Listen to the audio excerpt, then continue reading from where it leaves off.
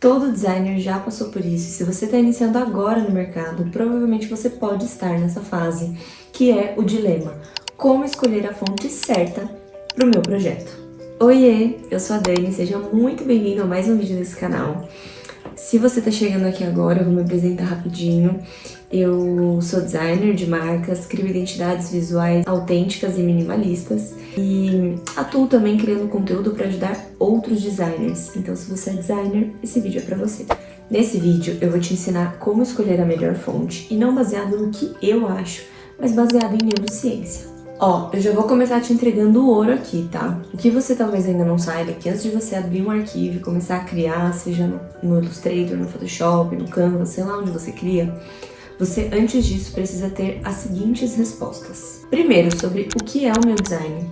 Segundo, para quem é o meu design, então qual é o público, e aí a gente abre algumas janelas, né? Idade, gênero, classe social, o que gosta de fazer, quais são as comunidades que esse público está inserido.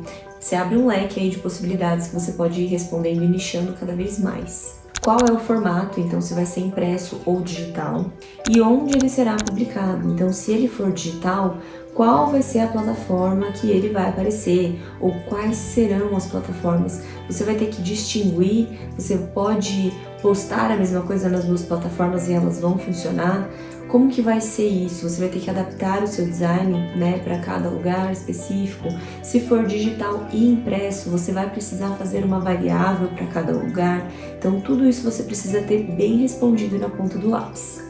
Depois de ter as respostas para todas essas perguntas, aí sim a gente vai começar a pensar de forma visual, que é de fato a área que nós gostamos. Mas antes de vir o visual, a gente precisa ter a parte teórica. E aí agora eu vou te dar 3 passos para você começar a pensar essa parte visual de uma forma mais estratégica. A primeira é: veja a fonte além da escrita. O nosso cérebro enxerga as fontes, as tipografias como desenhos e não como letras. Na verdade, cada letra é um desenho. E talvez isso te pareça familiar, porque lá no tempo das cavernas, nos nossos antepassados, como que eles se comunicavam? Através de desenhos, né? Era uma sequência de desenhos. A narrativa deles era construída através de uma sequência de desenhos. E até hoje no nosso cérebro isso não se perdeu, continua exatamente da mesma forma. Isso acontece devido a um termo chamado fluência cognitiva, que é o conceito que explica que quanto mais fácil de processar uma informação de forma racional e visual, mais ligada e direcionada à nossa emoção aquilo vai estar. Então, quanto mais fácil for o seu design, quanto mais fácil de entender, de captar a mensagem, mais efetivamente ligado a ele o seu público vai estar. E aí você já consegue começar a pensar, pensando numa combinação de desenhos, né? Pensando numa fonte como um desenho, qual seria o desenho que o seu público ia melhor identificar? Qual seria o conjunto de desenhos que mais combina com o seu público-alvo? Será que o seu público é um público que conversa com uma fonte serifada, um pouco mais clássica, tradicional? Ou com uma fonte um pouco mais divertida? Ou com uma fonte mais básica, sem serifa, mas também sem muito enfeite? Qual é o tipo de desenho que o seu público identificaria melhor? O que nos leva ao segundo passo, que é cuidado com os excessos. Eu amo falar isso e eu sempre vou dizer, eu acho, mas menos é mais. E isso sempre no nosso design. No começo a gente quer fazer muita coisa, colocar muita combinação, principalmente no início, né? Que a gente quer ser ali o mais criativo possível e a gente quer testar todos os formatos e tipos e cores e fontes. E aí quando você vai ver, o seu design tá parecendo assim uma salada. Cuidado com os excessos. Pode parecer criativo e moderno ali no início, mas isso pode te gerar, primeiro, dificuldade na leitura, então pode perder um pouco de legibilidade e por mais bonito que nós queremos deixar o nosso design, a gente tem que pensar que o design é função. Eu preciso comunicar com aquilo, as pessoas precisam entender de modo muito simples e fácil o que eu tô querendo dizer, qual é a mensagem que eu tô querendo passar. Uma vez que eu dificulto a legibilidade, o meu design vai perder o sentido. Então, além de me atrapalhar a passar essa mensagem, também pode me causar um problema de hierarquia visual. Pensa comigo, se você tem uma briga de tipografias acontecendo, para onde o seu cliente vai olhar primeiro? Para onde o seu público, né, na verdade, vai olhar primeiro? Ele vai prestar atenção em que informação? E a gente tem o poder de direcionar o olhar do leitor.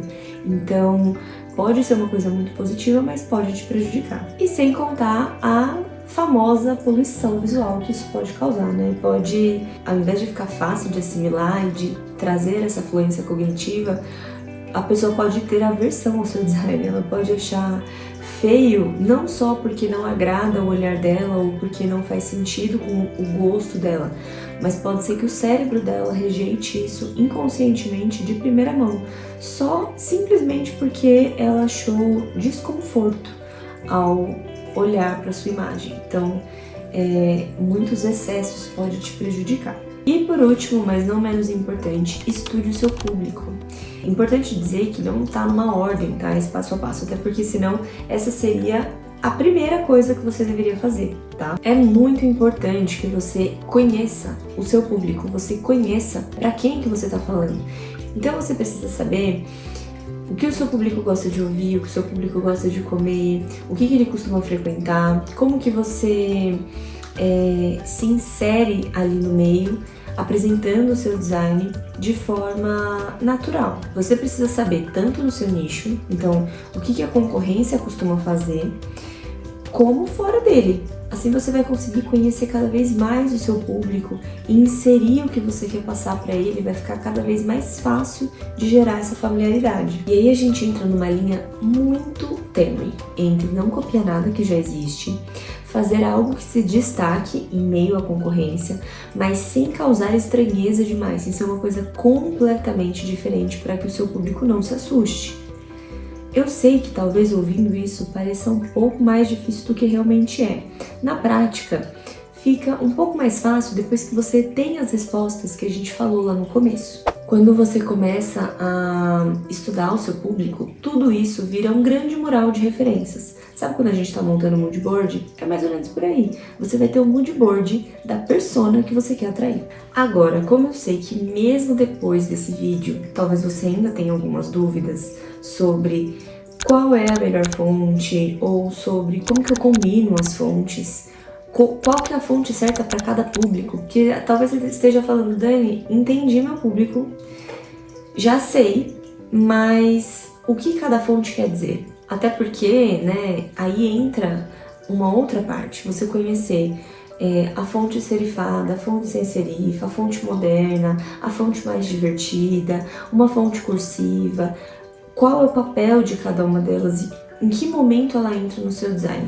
Para isso eu criei um e-book que vai te ajudar sempre que você quiser consultar, sempre que você quiser se lembrar, né, desse vídeo, dessa aula, mas que você também quiser ter ali um pouco de forma mais fácil e mais acessível, sempre que você quiser. O QR Code está aparecendo aqui na tela, mas eu também deixei o link na bio para facilitar para você. E eu espero ter te ajudado de alguma forma. Se você ficou até aqui, curte esse vídeo e não esquece de deixar para mim o seu feedback aqui embaixo para eu saber se eu te ajudei ou não e principalmente me contar que tipo de vídeo você gostaria de ver por aqui. Um beijo e até a próxima!